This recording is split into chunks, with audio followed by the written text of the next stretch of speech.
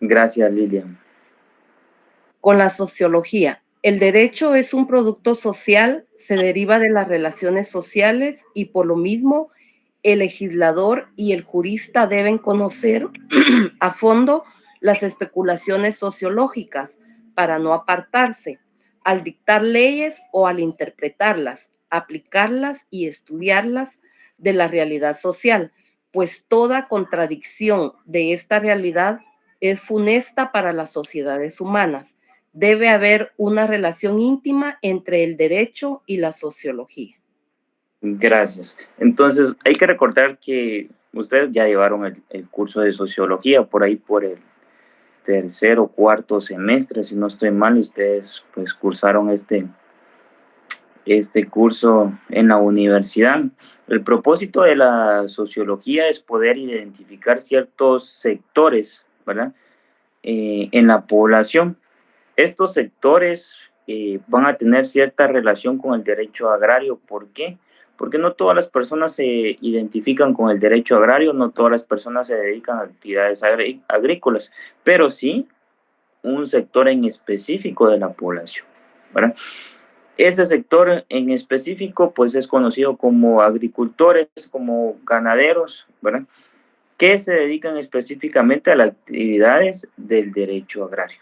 Y esa relación se da con la sociología, ¿verdad? Porque la sociología pues es la encargada de estudiar todos esos sectores que se desarrollan dentro de la sociedad, ¿verdad? Vamos a pasar a la siguiente, por favor. Con la historia. ¿Quién nos puede compartir aquí la lectura?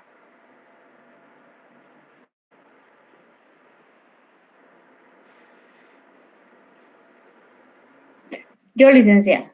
Gracias. Con la historia. La gestación del hecho histórico, su ulterior desarrollo a través de distintos fenómenos y la extinción total o parcial de estos resulta de insoslayable conocimiento para el derecho agrario. No se puede concebir un justo y apropiado ordenamiento jurídico agrario si no se tiene como base una clara y correcta advertencia de los acontecimientos históricos, emitir normas jurídicas aisladas o una legislación incompleta con materia agraria, sin atender antecedentes, es inapropiado o inaceptable desde el punto de vista científico. Gracias, Sonia, por compartirnos la lectura. Entonces, ¿cuál es la importancia de la historia y cómo se relaciona con el derecho agrario? Cuando nosotros queremos implementar una norma agraria, lo primero que vamos a hacer referencia es de la historia, ¿verdad? Hacer mención, sí, pero en tales años sucedió tal cosa, sí, pero en tales épocas se implementó y por ciertos factores, pues no fue posible poder regular esta conducta, ¿verdad? No es que el derecho agrario venga y surja inmediatamente y diga, bueno, esto está pasando en este momento, creamos la norma, sino que nosotros, ¿verdad? Como juristas, como futuros profesionales del derecho y como futuros legisladores del Congreso de la República, nos vamos a apoyar en la historia. ¿Qué nos ha dicho la historia? ¿Qué elementos, qué principios, qué sujetos podemos utilizar para poder implementar nuevas normas en el derecho agrario, pero con base a lo que ha sucedido en la historia de nuestro país, ¿verdad? Ese es el propósito. Muy bien, pasamos a la siguiente diapositiva, por favor.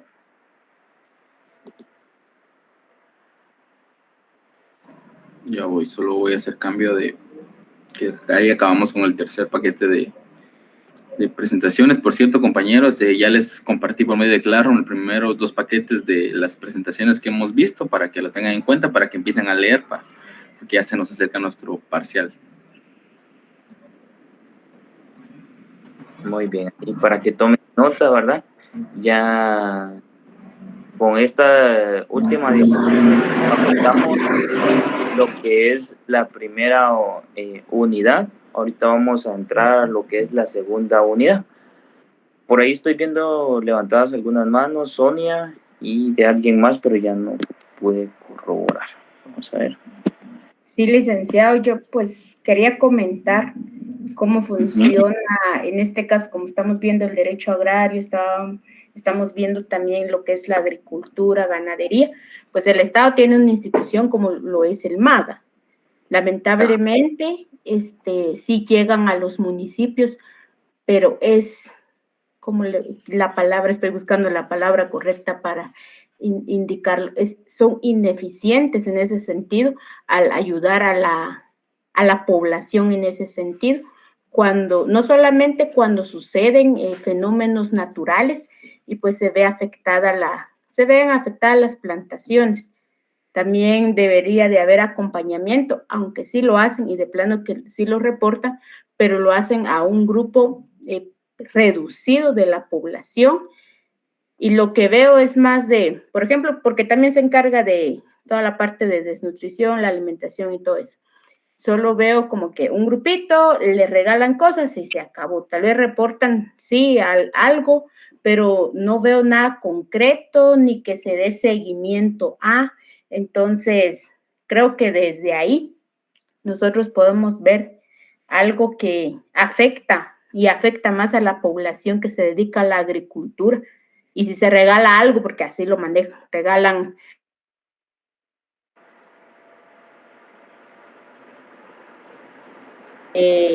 convocan a cierto grupo y familiares del grupo, o sea, no hay un proceso o un seguimiento adecuado, por ejemplo, de que incluso es su trabajo, pero lamentablemente así estamos.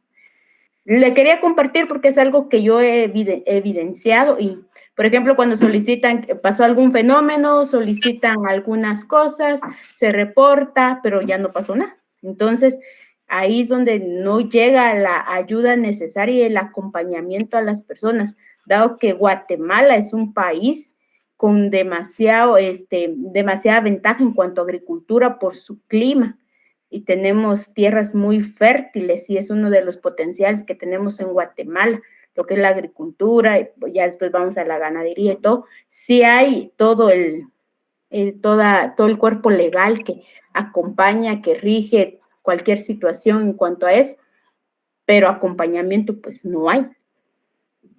Sí, correcto. Sonia, ahí muy buena su intervención. El MAGA, pues es el Ministerio de Agricultura, Ganadería y Alimentación, ¿verdad? Por darle un ejemplo de lo que usted está hablando, por eso hice un poquito de énfasis en el último punto, que es la alimentación.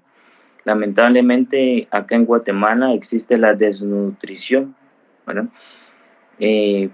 Pero ¿qué es lo que sucede? El MAGA es el encargado de poder implementar políticas agrarias para poder erradicar lo que es la desnutrición en Guatemala.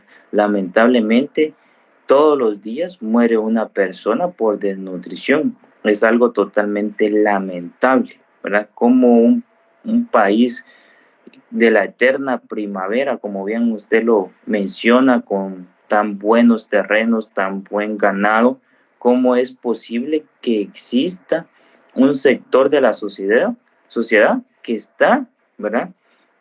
Siendo afectado por la desnutrición? ¿Y cómo es posible que una persona pueda morir todos los días por causas de desnutrición? ¿Verdad? Es un tema, ¿verdad? Un poquito olvidado por parte del gobierno, ¿verdad? Lamentablemente, que le corresponde al MAGA porque ellos tienen ese último aspecto de la alimentación, pero como bien usted lo dice, ¿verdad? Es ineficiente. ¿Por qué? Porque no han podido establecer políticas agrarias efectivas para poder erradicar lo que es la desnutrición. Y así vamos a encontrar muchos otros ejemplos, ¿verdad? Pero de lo que usted acaba de mencionar, más o menos, pues yo le tomé la idea y por eso me surgió este ejemplo, ¿verdad? Pero sí, usted tiene mucha razón en ese sentido. Lamentablemente, políticas agrarias en Guatemala son muy pocas, ¿verdad? Pero por eso es importante que ustedes como futuros profesionales, si se van a dedicar al derecho agrario o ambiental, pues tomen en cuenta esto, ¿verdad? De igual manera podrían desarrollar alguna tesis más adelante, ¿verdad? Sobre lo que es el derecho agrario y ambiental. Bueno, vamos a continuar. Vi otra mano levantada, disculpen, no recuerdo el nombre, pero ya no la veo. No sé si alguien más quería participar.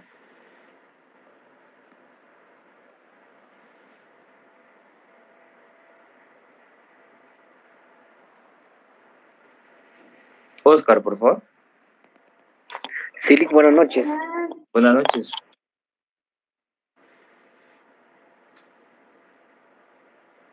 Silic, yo concuerdo con la compañera que antecedió, la compañera Sonia, que póngale respecto al MAGA, a veces pues lo manejan literalmente así como que pura política, porque a veces hay daños tanto en los cultivos y en sembradíos y un montón de situaciones que a veces solo le dan en específico a un grupito, no a todos como tal, ¿verdad, Lick?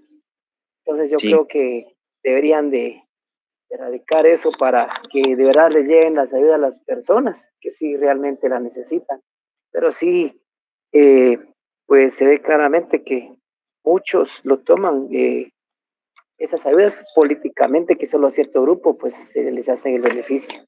Esto, Sí, tiene razón. Más adelante, ustedes cuando ya estén graduados y en algún momento deciden tomar alguna maestría en Derecho Constitucional o algún doctorado en Derecho Constitucional, se les va a explicar de una forma un poquito más amplia lo que significa la politización del derecho, ¿verdad? Y es lo que usted más o menos está mencionando, ¿verdad?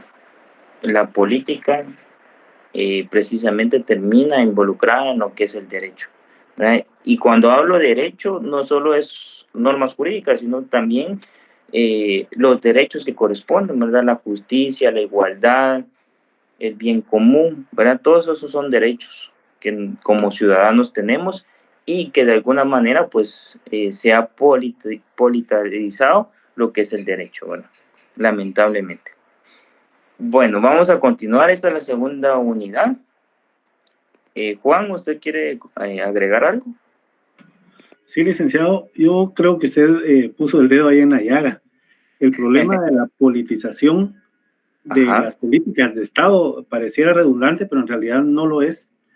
Es que, digamos, tal y como lo mencionaba la compañera Sonia y el compañero Oscar, el Estado tiene sus distintas instituciones y tienen reglamentos y tienen normas bajo las que tienen que conducirse.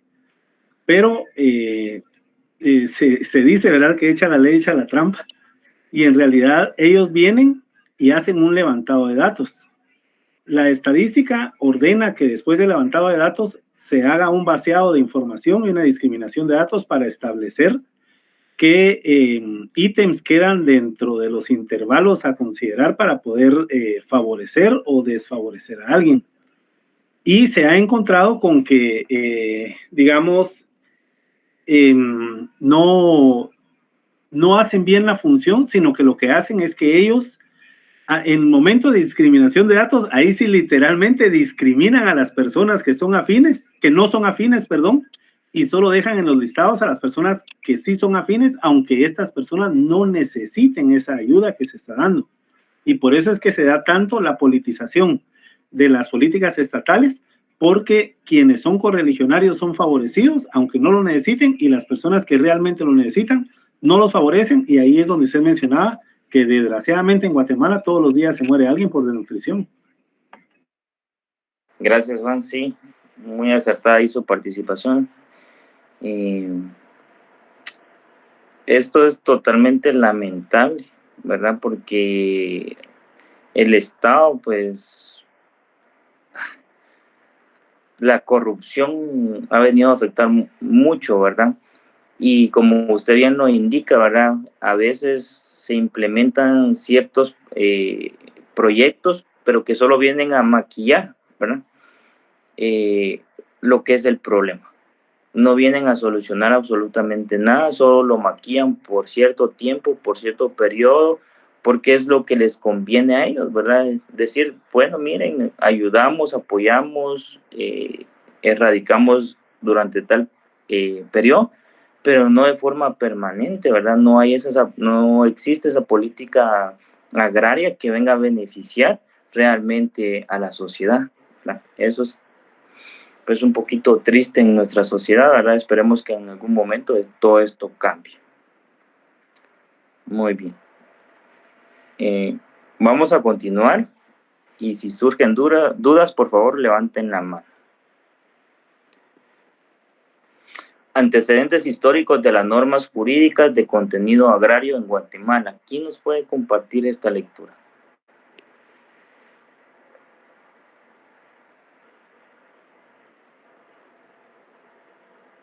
La evolución histórica de la estructura agraria guatemalteca, desde antes de la colonia hasta nuestros días, el nivel de desarrollo que la población indígena que habitaba la región en esa época había alcanzado antes de la invasión española.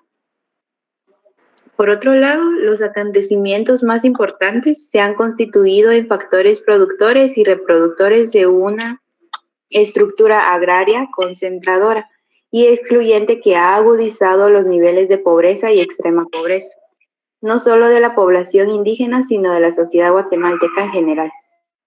Gracias, Andrea. Entonces, si nosotros vemos cómo han ido evolucionando las normas jurídicas de contenido agraria, si tomamos en consideración cómo nos encontramos en la actualidad, ¿verdad?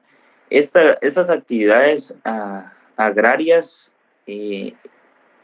no vienen a erradicar la pobreza, no vienen a erradicar la extrema pobreza. ¿Por qué? Porque el Estado no colabora o no proporciona las herramientas para el desarrollo de las personas que se dedican a estas actividades, sino que son las empresas ya más sólidas económicamente quienes sí se benefician. Pero hay ciertos sectores de la población, ¿verdad? Por ejemplo, la población indígena, en este caso, trabajan, se dedican a las actividades agrícolas, pero no ven un desarrollo, ¿verdad? Claro, no es en su totalidad. Hay alguna parte que sí se ha visto bastante desarrollada en ese aspecto. Y eso es lo que vamos a ir viendo conforme avancemos. Vamos a pasar a la siguiente diapositiva, por favor. Juan, por favor, coméntenos. Sí, disculpe, licenciado, no quiero aburrirlo ni nada por el estilo, pero No. le quería comentar que me acabo de recordar de una situación de lo que hablábamos hace un ratito. Trabajando yo para una municipalidad, se empezó a repartir lo que es el abono, creo que es el 30-30, si no me equivoco, que es el que el gobierno les entrega a los agricultores. Pero yo me pude dar cuenta en esa oportunidad de una situación en la que una persona se les daban 2 quintales a cada agricultor, pero una persona llevaba como 20 cupones. ¿Y qué había pasado? En principio se pensó que la persona estaba haciendo el favor, pero al final se averiguó que las personas que habían sido favorecidas nunca habían sido agricultoras, sino que recibían el beneficio y vendían el producto a un precio cómodo a la persona para que la otra persona recibiera el beneficio a granel o en bruto, ¿verdad?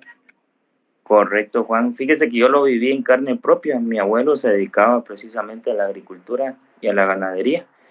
Con mi hermano, pues desde pequeños trabajamos en la tierra y mi abuelo nos enviaba a nosotros a traer precisamente el abono para la milpa.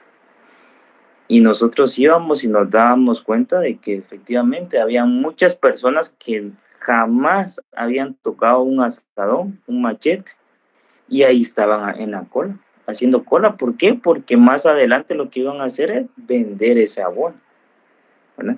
Lamentablemente. En el caso mío, incluso el abono que nos proporcionaba la municipalidad no era gratuito, ¿verdad?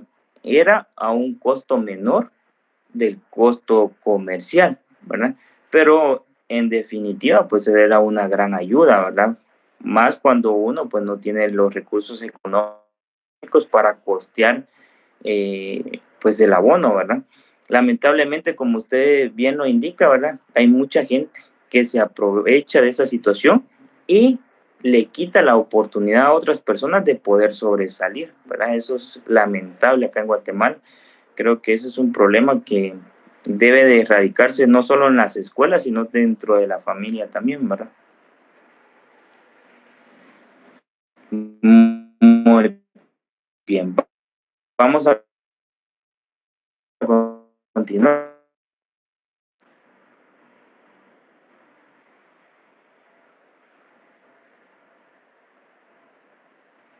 Licenciado Miguel, ¿podemos pasar a la siguiente diapositiva? Karen, usted levantó. Esta diapositiva no la hemos visto. ¿Sí? No. Sí, esta no la hemos leído todavía. Ah, no. Ah, No. bueno. Muy bien. Karen, ¿usted quería comentar algo o quería colaborar con la lectura? En leer, licenciado. Ah, muy bien. Gracias, por favor. La organización de la tierra antes de la colonia. La estructura social de los mayas estaba organizada básicamente en torno a la agricultura y su gobernación era a cargo de sacerdotes y caciques militares. Las élites dirigentes tenían derechos absolutos sobre la tierra y las distribuían según la capacidad y la necesidad de trabajarla. Y el concepto de propiedad privada era desconocido. Los ritos religiosos se relacionaban con la agricultura, los periodos de siembra, cultivos y cosechas siempre estaban investidos de solemnidad oficial y los mismos actos de producción constituían un rito. Constitulan un rito. Los pueblos que habitaban el centro de lo que es el país en la actualidad subsistían de la agricultura incipiente, de la caza y la recolección. Gracias, Karen, por compartirnos la lectura. Fíjense que este fin de semana yo estuve en Tikal y estuve observando algunas pirámides, ¿verdad? Algunas reliquias ahí de los mayas y me llamó la atención que el maíz era uno de los productos que ellos trabajaban bastante, ¿verdad? Y acá vemos en la diapositiva que, ¿verdad?, la estructura social de los mayas estaba básicamente en torno a la agricultura, ¿verdad? Ellos se dedicaban precisamente a poder producir, ¿verdad?, en este caso maíz o cualquier otra hortaliza que ellos utilizaban, la caza, ¿verdad?, la recolección. Pero fíjense que acá este es un antecedente, ¿verdad?, de lo que es la organización de la tierra antes de la colonia en cuanto al derecho agrario. Pero si nosotros profundizamos, y es lo que vamos a hacer más adelante en otras diapositivas, podrán observar esto, la recolección no es considerada una actividad agrícola, ¿verdad? ¿Por qué? Porque cualquier persona, ¿verdad? Ustedes son estudiantes de derecho, no se dedican a la agricultura, o posiblemente sí, pero supongamos que ninguno se dedica a la actividad agrícola, pero ustedes pueden ir, ¿verdad?, al terreno de algún familiar y recolectar el fruto que produce la tierra. Pero recolectar esos frutos, por ejemplo, si ustedes recolectan mangos, eso no es considerado una actividad agrícola. Pero esta es una referencia, ¿verdad?, de cómo va surgiendo el derecho agrario. Desde los mayas ya existían actividades agrarias, ¿verdad? Ese es el propósito de la idea de esta diapositiva. Muy bien, continuamos con la siguiente diapositiva.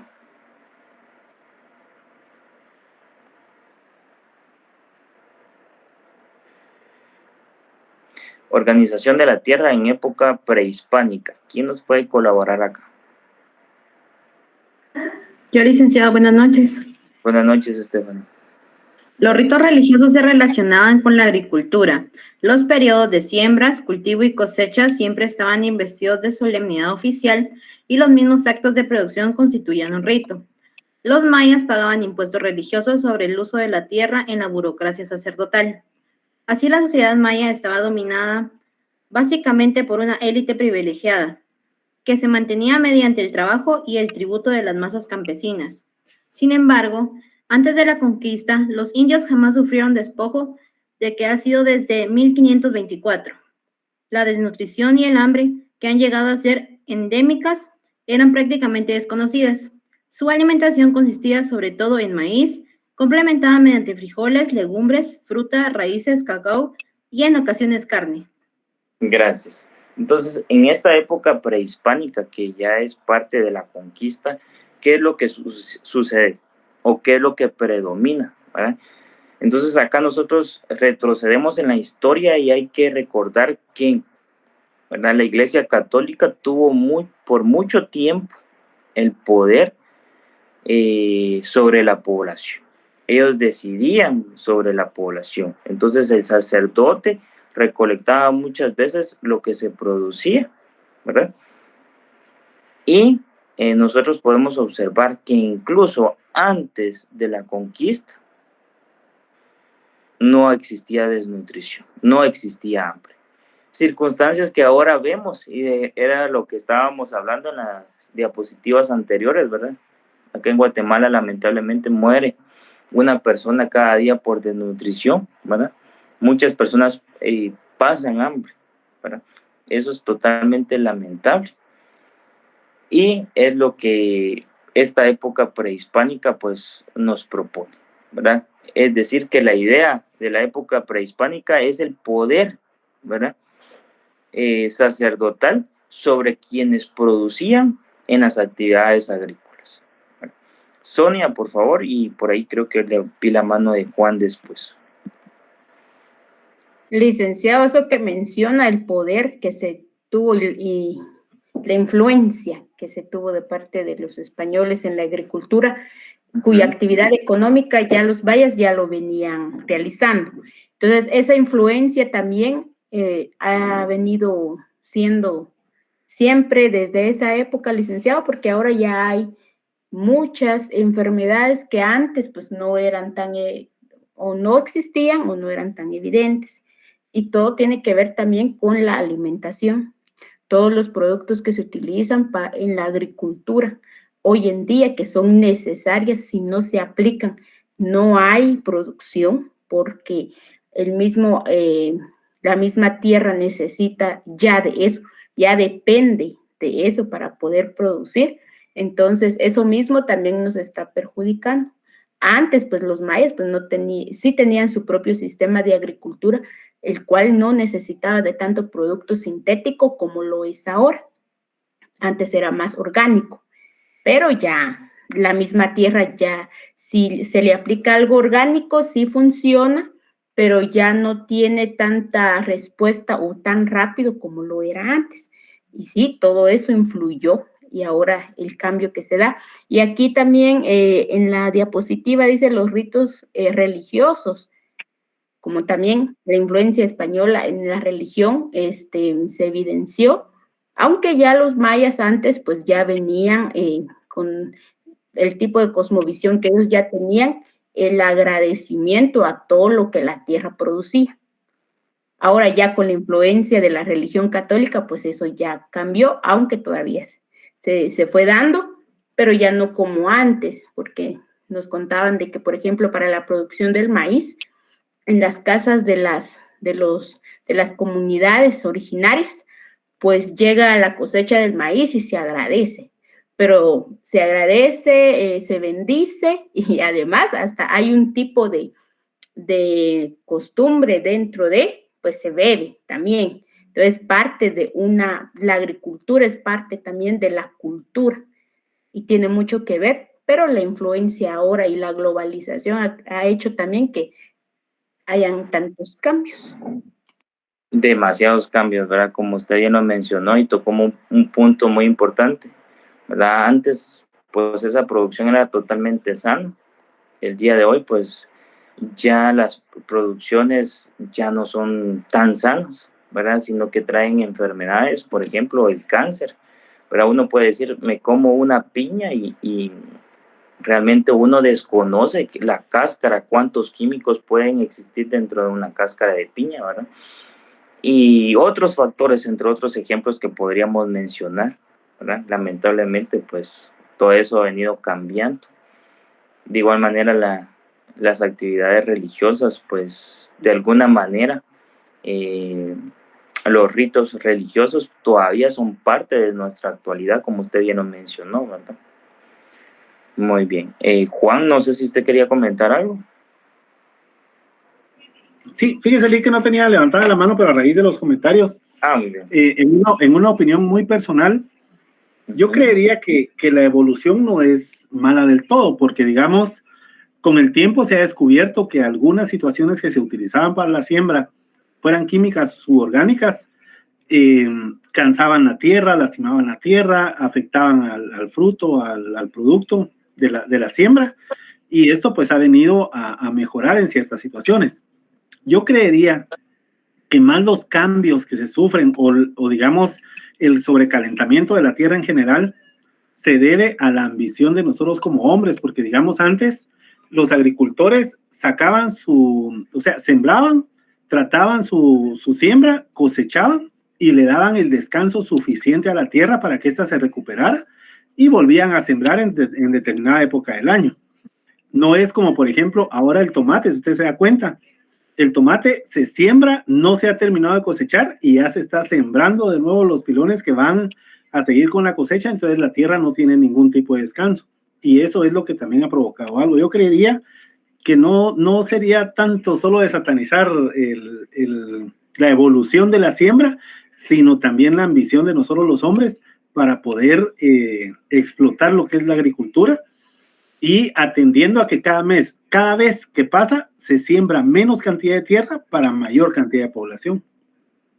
Correcto. Usted tocó un tema muy importante ahí, donde la tierra debe de descansar, ¿verdad? Yo recuerdo que mi abuelo mencionaba de que estaba en la Biblia. Ahorita ya no lo recuerdo, ¿verdad? En qué libro de la Biblia y en qué capítulo está, que menciona precisamente eso, que quienes se dedican a la agricultura deben de dejar descansar, no sé, creo que eran 2 años que había que dejar de descansar la tierra para volver a producir de una mejor manera. Lamentablemente, como usted bien lo menciona, la ambición del hombre es seguir produciendo y definitivamente la tierra nunca descansa, ¿verdad? Eso es un aspecto negativo, ¿verdad? Para la producción. Muy bien, vamos a continuar con la siguiente diapositiva, por favor. Diferentes formas de propiedad de la tierra. ¿Quién nos puede compartir esta lectura? Según la forma de propiedad, la tierra puede ser objeto de propiedad privada o de propiedad institucional, del Estado, del municipio o de muy distintas corporaciones, de propiedad individual o de propiedad colectiva y de aprovechamiento común, bienes de propios comunales, etc. En los primeros años de la conquista, el medio de obtener la tierra fue a través de las mercedes de la tierra de labranza, otorgadas por el rey de España a los soldados como recompensa por los servicios en la conquista y pacificación. Gracias, Oscar. Entonces acá queda bastante claro, ¿verdad? Yo creo que no hay mayor explicación más que nosotros nos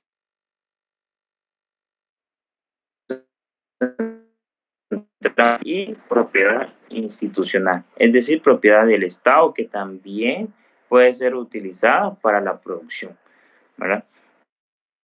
Pues también hace mención esta diapositiva a cómo es que se adquiría la propiedad antes, ¿verdad? En la conquista, recordemos que quienes fueron los que nos conquistaron, fueron personas que eran delincuentes, ¿verdad? Porque fueron los únicos que se atrevieron a realizar el viaje y que como recompensa, ¿verdad? El rey de España les otorgaba pues ciertas áreas de tierra. Vamos a continuar, por favor.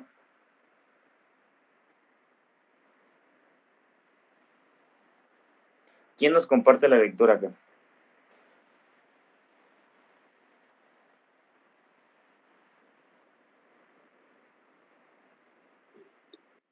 En Guatemala se identifican 3 formas de propiedad de la tierra, que son privada, pública y social. Establece el artículo 84 del Código Civil.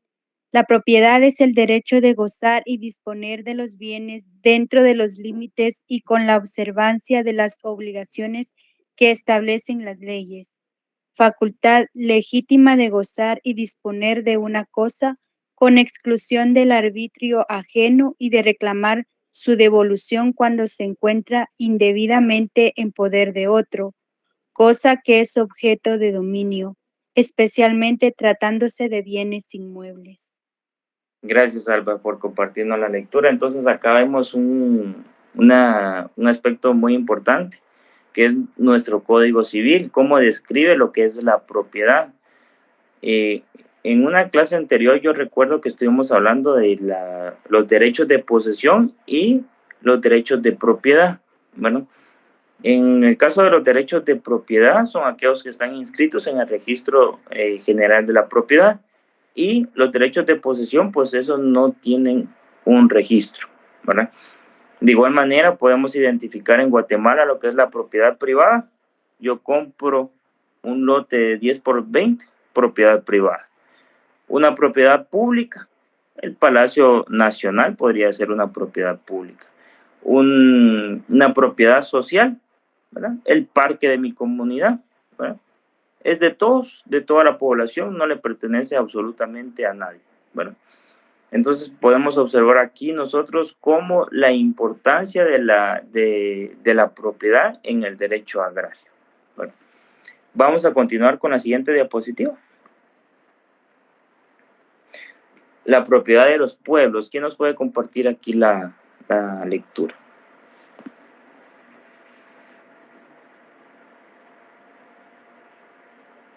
Gracias, Karen. La propiedad de los pueblos. Es indudable que a partir de la conquista española se inicia en Guatemala el proceso que originó la pérdida de autonomía de los pueblos nativos, la estructura de dominación y la relación de dependencia que aún prevalece en el país. Es en esa época donde se encuentran las raíces del proceso de discriminación y explotación de la población indígena, así como de la gran concentración agraria que trajo consigo la pérdida de los derechos territoriales de los pueblos. Gracias. Y acá vemos nosotros un aspecto importante. Habla un poquito de la población indígena. Recordemos que en Guatemala, ¿verdad? El mayor número de población está arraigada a la propiedad, a la población indígena, ¿verdad? Ellos son la mayoría en Guatemala. Sin embargo, ¿verdad? Fue a raíz de la conquista española que se da la distribución de la tierra. Esa distribución de la tierra, pues, no queda en poder de la población indígena, sino que queda en poder de un sector que es, ¿verdad?, el sector español, o bien lo que conocíamos como el sector mestizo, ¿verdad? Esa mezcla entre españoles y la población maya, que correspondería a lo que son los mestizos, que más adelante, ¿verdad?, es lo que ya vemos arraigados acá en Guatemala, ¿verdad?, que comúnmente conocemos como ladinos. Sin embargo, ¿verdad?, es lamentable que realmente quienes son los dueños de las propiedades no se ve reflejado, ¿verdad? Pero todo eso es a raíz de la conquista española. Muy bien, vamos a pasar a la siguiente diapositiva.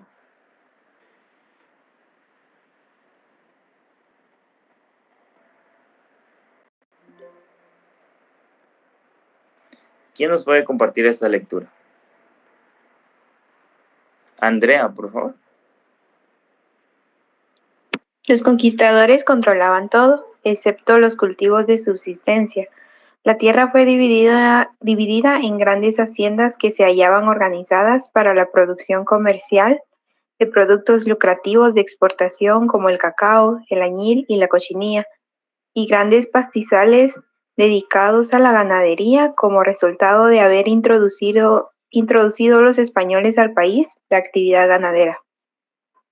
Gracias, Andrea, por compartirnos la lectura. Yo creo que aquí no hay mayor explicación, más que vemos específicamente cómo los españoles manejaban o controlaban la tierra, ¿verdad?, a su antojo, ¿verdad?, de qué manera pues se producía, y realmente era una producción comercial, no era una producción que viniera a favorecer a la población en general, sino que era una producción comercial, ¿verdad? Pasamos a la siguiente, por favor. la propiedad agraria en la época colonial. ¿Quién nos puede compartir aquí la lectura? Yo, licenciado, buenas noches. Buenas noches, Maida. La propiedad agraria en la época colonial. Propiedad comunal del pueblo que no se podía vender, regalar y o traspasar, solo heredar. La tierra debía ser trabajada por las familias y por todas las familias y los frutos de ella le pertenecían. Reconocida por el gobierno español, le impuso el pago de tributos en especies y en trabajo. Gracias, Maida. Entonces vemos acá que en la época colonial, cuando todavía estábamos bajo el dominio español, si alguien ya no deseaba continuar con la producción o ya no deseaba continuar con la propiedad de sus tierras, no la podía vender, no la podía trasladar, no la podía regalar, ¿verdad? Lo único que podía hacer era heredar. ¿Y a quién se la iba a heredar? A los mismos españoles. ¿Verdad? Ese era el propósito, que los españoles continuaran con el poder, con el dominio de la tierra en su totalidad. ¿Verdad? Pasamos a la siguiente diapositiva, por favor.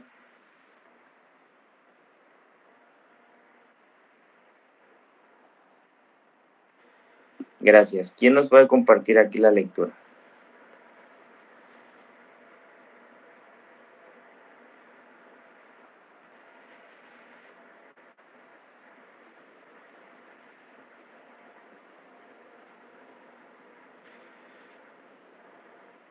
¿Algún compañero, alguna compañera?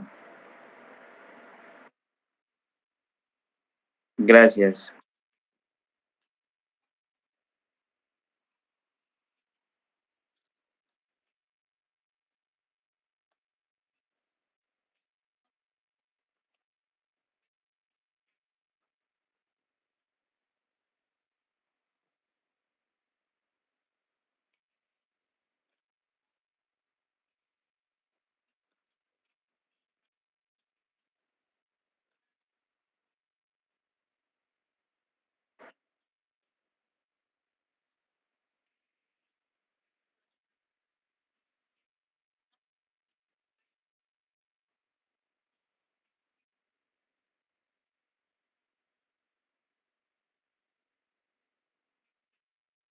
Gracias, Fátima. Entonces acá debemos enfatizar algo, ¿verdad? La época liberal.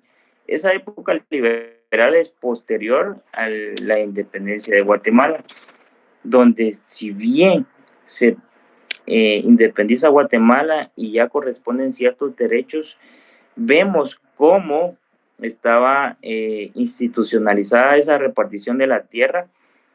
Es decir, que si alguien deseaba una parte o una porción de tierra, necesitaba pues trabajar prácticamente de forma gratuita para poderla obtener, ¿verdad? Eso era una de las condiciones que vienen arraigadas todavía de la época colonial, pero que ya vienen a ocupar lo que es el desarrollo del agro en Guatemala, es decir, ya va prosperando. ¿Por qué? Porque ya el guatemalteco puede optar a obtener una porción de tierra.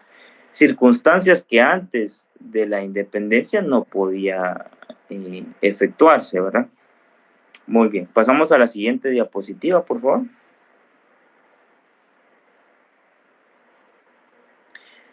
Las bulas del Papa Alejandro. ¿Quién nos puede contestar?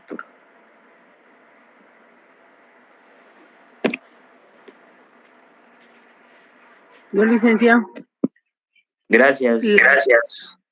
Bulas alejandrinas es el nombre colectivo que se le da al grupo de documentos pontificios, ¿cómo se dice? Pontificios, 5 manuscritos en latín sobre el pergamino, los cuales tienen dentro las bulas, papeles concedidas en 1493 por el Papa Alejandro VI, con las cuales se sientan las bases del derecho universal. Gracias. Entonces, las bulas del Papa Alejandro VI vienen a ser un antecedente del derecho universal. Es decir, se inicia a identificar ciertos derechos para la población, que eso es lo que viene arraigado en cuanto al cómo adquirir la propiedad. Para usted es un conquistador, usted logra identificar algún área, entonces el rey español viene y le concede a usted parte de la propiedad, ¿verdad? Pero eso va arraigado a que ya se reconocen ciertos derechos, es decir, el derecho a la propiedad, ¿verdad? Pasamos a la siguiente diapositiva, por favor.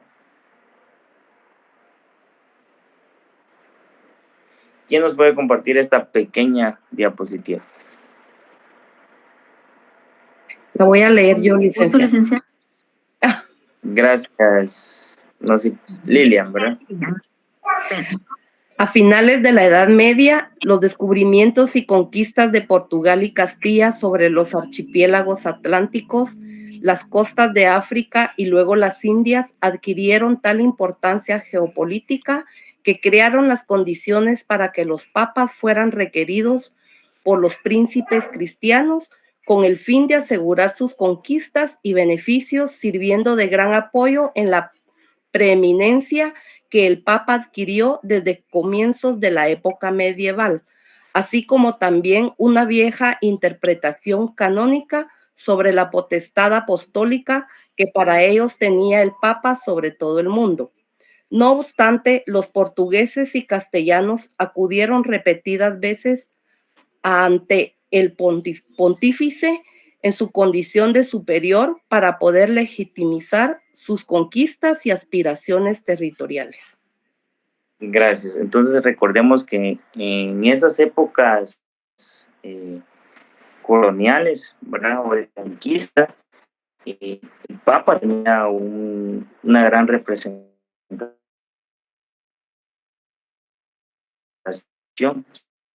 la población europea. Entonces, para tener la autorización del Papa para poder efectuar esas conquistas o esas aspiraciones territoriales. Bueno, muy bien, vamos a continuar con la siguiente, por favor.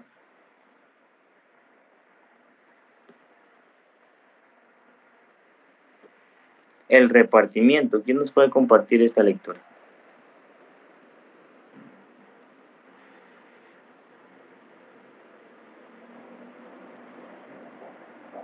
Gracias, Andrea. El repartimiento. El repartimiento o cuatequil, establecido a finales del siglo XVI, consistió en el trabajo forzoso de todos los indígenas varones con edad entre los 14 y 60 años, de acuerdo a las necesidades de los dueños de obrajes, agricultores, ganaderos y mineros, de conformidad con lo dispuesto en reales cédulas de 21 de abril de 1574 y 24 de noviembre de 1601, el repartimiento era un sistema laboral de adjudicación de mano de obra indígena en provecho de los españoles, que a cambio de una remuneración ínfima obligaba periódicamente a los indígenas a trabajar por temporadas.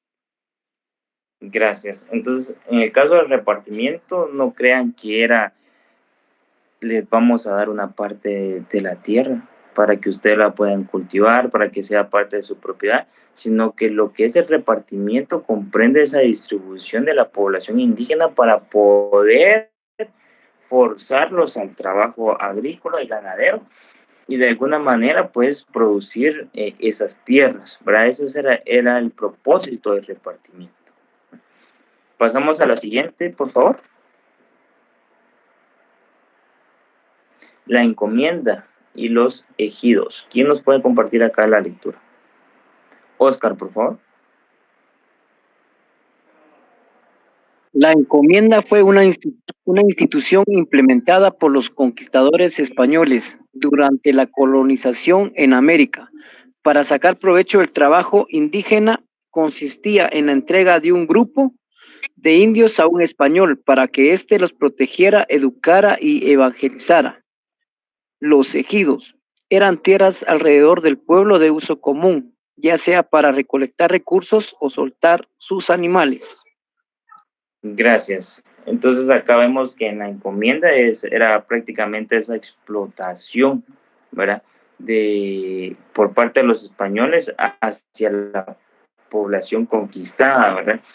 Que ellos pues tomaban a ciertos grupos de población maya, ¿verdad? Los protegían porque de alguna manera pues les daban alimentación, les daban donde dormir, donde vivir, los educaban porque de alguna manera pues ellos necesitaban comunicarse con ellos. Entonces ahí es donde se va arraigando poco a poco, ¿verdad? Lo que es el castellano y más adelante lo que es el español. La evangelización, recordemos que esa evangelización es parte de la Iglesia Católica, ¿verdad? Con los españoles venía precisamente la Iglesia Católica, por eso en Guatemala la iglesia más antigua es la Iglesia Católica. Y por otro lado tenemos los ejidos. Estos prácticamente eran tierras no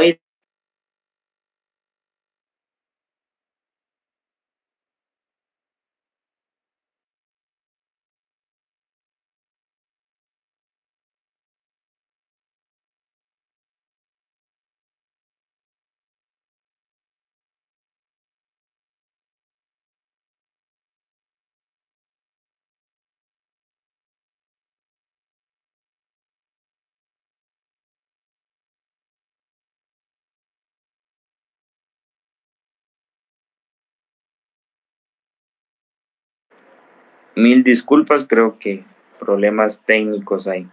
Entonces estábamos hablando de los ejidos, que es un área de tierra común, ¿verdad? A los alrededores donde se podrían pues los mismos españoles obtener recursos, ¿verdad? Tierras que no estaban identificadas precisamente hacia un español, sino que se consideraban de uso común, ¿verdad?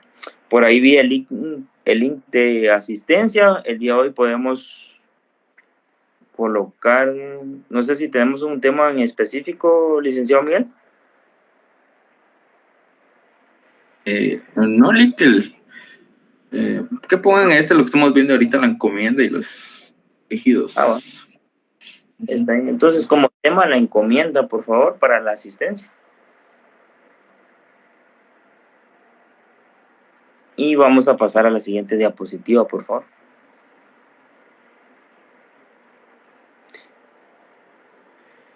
Principios de la política agraria colonial. ¿Quién nos puede compartir esta lectura?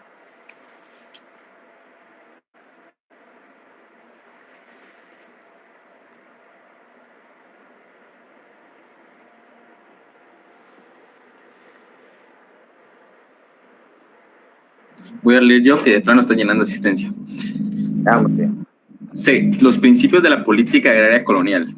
Todas las tierras descubiertas van a pertenecer al rey de España por el derecho de conquista, y de ahí se desprenden los siguientes principios. A. Principio de señorío. Este consistía en el apoderamiento de las tierras de los nativos por parte de los conquistadores en nombre del rey, pues él era el verdadero propietario. B. El principio realenga. Principio que consistía en toda tierra que el rey no hubiera cedido a un particular o a un pueblo.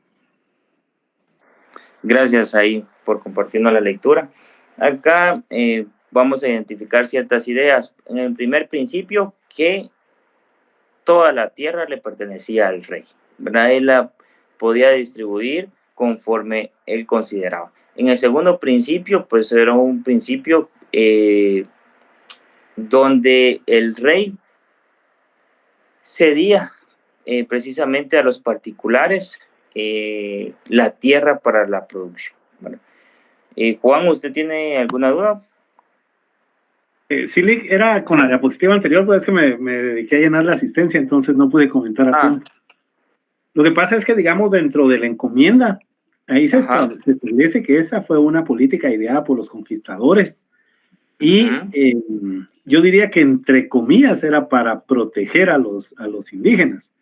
Sin Ajá. embargo, entre estas dos partes, nosotros leemos en esa diapositiva que era Ujú. para un aprovechamiento de los conquistadores. Entonces, ahí podemos notar que desde ese entonces es que, digamos, aquí en Guatemala específicamente, el pueblo recibe una supuesta política de protección, de acogimiento y de desarrollo que realmente solo significa el progreso y el aprovechamiento de los apoderados. Correcto. Y continuamos, ¿verdad? En la misma época colonial, en la actualidad, ¿verdad? Como bien lo indica usted, solo para quienes posean la tierra, ¿verdad? Pasamos a la siguiente, por favor. Gracias. ¿Quién nos puede compartir esta lectura de estos dos principios? Gracias, Oscar. Principio de la tierra como aliciente. Consistió en la premiación de la monarquía hacia los conquistadores, con tierras que ellos mismos habían arrebatado a los nativos. Principio de tierra como fuente de ingresos. Consistió en que las tierras realengas fueron usurpadas por los conquistadores. A través de este principio, el rey concedía esas tierras legalmente, siempre y cuando los usurpadores pagaran una suma de dinero por concepto de composición.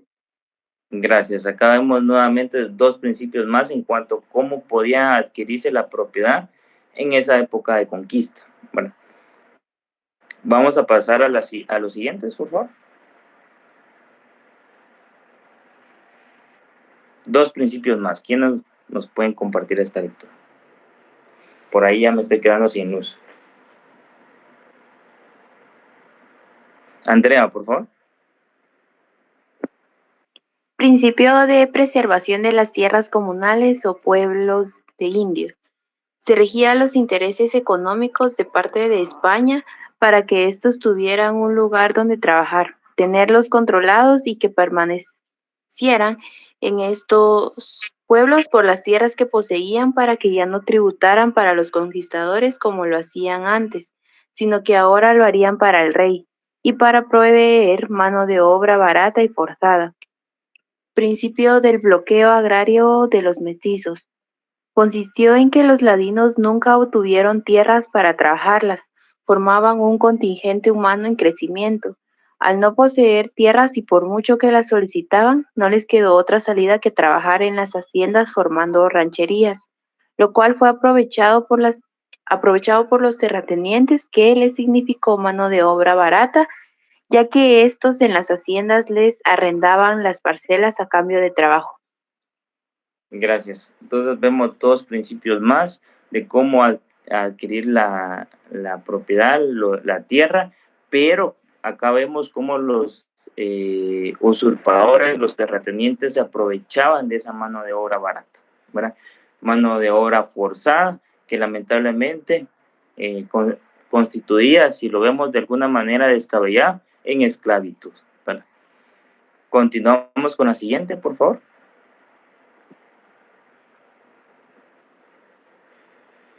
Postulado en materia agraria de la reforma liberal. ¿Quién nos puede compartir esta lectura?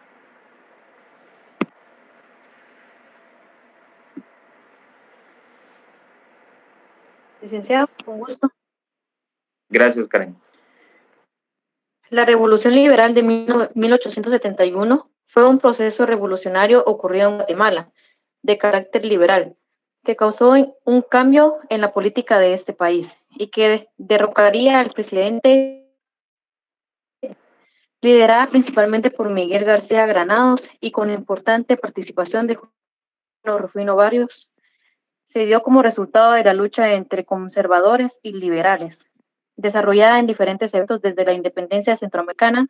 Los liberales esperaron a que falleciera el gobernante conservador Rafael Carrera en 1865, para alzarse contra el gobierno conservador de los 30 años. Muy bien, entonces acá vemos cómo vemos la participación de los liberales, los conservadores que venían arraigados todavía con ideas antes de 1821 y que posterior a 1871 ya nosotros ingresamos a un gobierno totalmente liberal, ¿verdad? Donde la producción, ahí vemos, vamos a ir viendo poco a poco en la historia cómo las empresas estadounidenses pues ingresan, ¿verdad?, las bananeras a producir la tierra guatemalteca de alguna manera. Vamos a pasar a la siguiente diapositiva, por favor.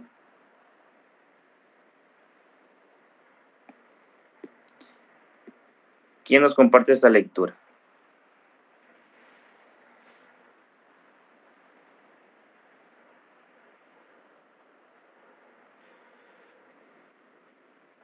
La voy a leer yo, licenciado. Gracias. La política agraria liberal se caracterizó por el asalto republicano a la tierra estatal, comunal y eclesiásticas.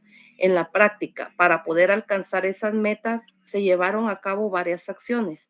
Se llevó a cabo la expulsión de las órdenes religiosas del país, con lo que se separaba a la Iglesia Católica de la influencia que tenía sobre el Estado. A partir de ese momento, gobierno se hizo cargo de la administración de los cementerios y hospitales. Las tierras y propiedades eclesiásticas pasaron a manos del gobierno. Gracias. Esa es parte de la política agraria liberal, ¿verdad? Obtienen ya la propiedad del gobierno y ellos pues se adueñan de esas propiedades para poderlas distribuir. Ahí es como la invasión extranjera se aprovecha de esa circunstancia porque el Estado le concede las propiedades, que más adelante, a cambio de carreteras, a cambio del ferrocarril, Guatemala supuestamente se iba a haber beneficiado, pero realmente la explotación se da en las actividades agrícolas y que posteriormente nos dejan un ferrocarril totalmente inservible, ¿verdad? Pasamos a la siguiente diapositiva. Licenciado Miguel, no sé si cuántas diapositivas faltan. Hasta ahí, cabal. ¿Esta es la última? Ah, Sí. bueno. Entonces, vamos a dejar la clase hasta acá. Yo tengo otro compromiso. Me despido de ustedes. Se les van a compartir las diapositivas. Por favor, estudien. El día 24 tenemos el examen. El examen, si no estoy mal, va a tener un tiempo de aproximadamente 1 hora para poderlo realizar. Se va a estar cargando el examen, se les va a estar compartiendo para que ustedes puedan efectuarlo. No sé si alguien tiene alguna duda antes de que finalicemos. Oscar, por favor. Lick, solo con una consulta, ¿estas diapositivas entrarán también en el examen? Sí, todas las diapositivas que nosotros vimos hasta el día de hoy, todas ingresan en el examen. Y pues para que fueran tan amables de subir eso también a Classroom para repasar, ¿verdad, Lick? Muy amable. Muy bien, perfecto. Gracias, Lick. Feliz noche. Feliz noche, que descansen. Feliz noche, Feliz noche, licenciado. Lick. Feliz noche, licenciado. Feliz noche, Lick. Feliz noche. Karen, usted Licenciado, disculpe, ¿a qué hora va? dígame, Karen. Sí, disculpe, licenciado, ¿a qué hora Feliz va a noche, iniciar el licenciado. examen? Se les va a estar comunicando. Entonces, Muchas gracias. Feliz noche, Lick. Muy bien.